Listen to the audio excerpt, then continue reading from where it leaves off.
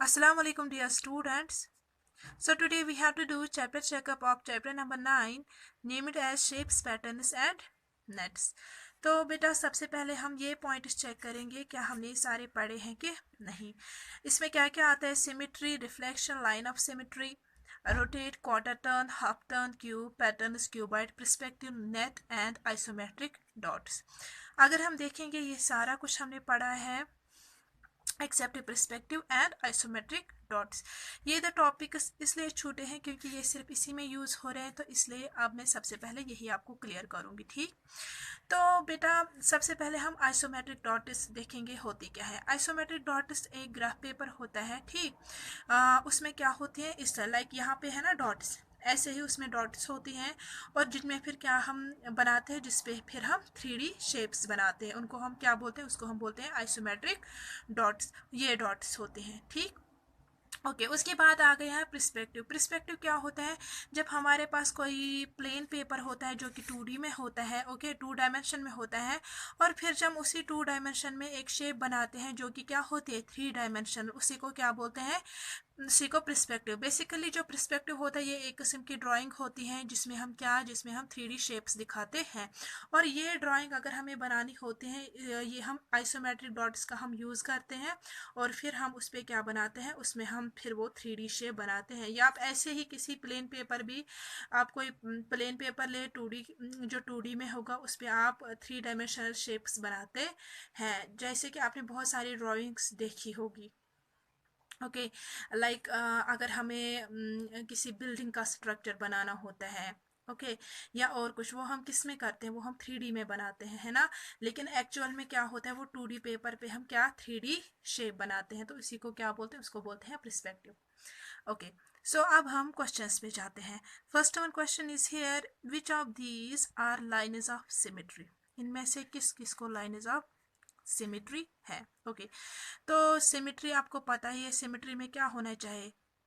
अगर हमारे पास कोई फिगर होगी, जब हम उसको क्या करेंगे, उसको फोल्ड करेंगे। ठीक, फोल्ड करने के बाद अगर वो उसने ओवरलैप किया, ठीक है ना, दैट मीन्स ये सिमेट्रिकल फिगर है। ओके, और इसके अलावा जो शेप्स में जो डिटेल्स होती हैं, ठीक है ना, उस पर भी ध्यान देना है। ठीक, वो भी सिमेट्रिकल होनी चाहिए। ओके, सो लाइक अगर हम ए पार्ट देखेंगे ना, जो सिमेट्रिकल लाइन यहाँ पे बीच में है, जब हम इसको फोल्ड करेंगे तो ये तो ओवरलैप करेगा, लेकिन जो यहाँ पे शक्ल है ना, यहाँ पे बड़ी है, यहाँ पे छोटी है। ठीक, तो ये एक जैसी नहीं है, ये शेप्स एक जैसी नहीं दिखेंगी। ठीक, फोल्ड करने के बाद जो दोनों साइड्स है ना, वो एक जैसे दिखने चाहिए। ओके, तो this is not, this shape has not lines of symmetry. इसी तरीके से दूसरा पार्ट चेक करेंगे, तो दूसरे पार्ट में जब हम देखते हैं, जब आप इसको यहाँ पे फोल्ड करेंगे ना, एक तो ये ओवरलैप भी करेगा, जो और जो दोनों साइड्स होंगे ना वो एग्जैक्टली सेम दिखेंगे, दैट मीन्स इसको लाइन्स ऑफ सिमेट्री है। सेम इसी तरीके से अगर यहाँ पे चेक करेंगे, ठीक, तो यहाँ पे भी इसको भी लाइन्स ऑफ सिमेट्री है। अगर यहाँ पे एक तो ये ओवरलैप भी नहीं करेगा, दूसरा जो दोनों शेप्स आएगी वो एक जैसे नहीं दिखेंगी, तो दैट मीन्स ये भी सिमेट्रिकल नहीं है। Now let us check question number 2. Question number 2 is, decide which need half turn and quarter turn to come back to their original shape.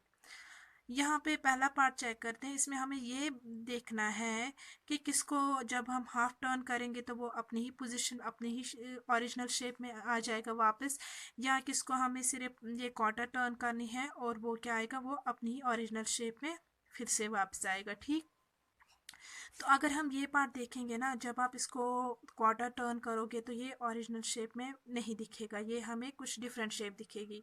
ठीक, तो इसलिए इस वाले पार्ट को क्या, इसको हमें हाफ टर्न, जब हम इसको हाफ टर्न करेंगे ना, तो ये तब ये अपनी ओरिजिनल शेप में वापस आ जाएगी। ठीक, इसी तरीके से ये वाला पार्ट जो है, बी पार्ट जो है, जब आप इसको क्वार्टर टर्न करोगे तो क्वार्टर टर्न में ये अपनी ओरिजिनल शेप में नहीं आएगा, तो इसको भी हमें क्या करनी है, हाफ टर्न करनी है।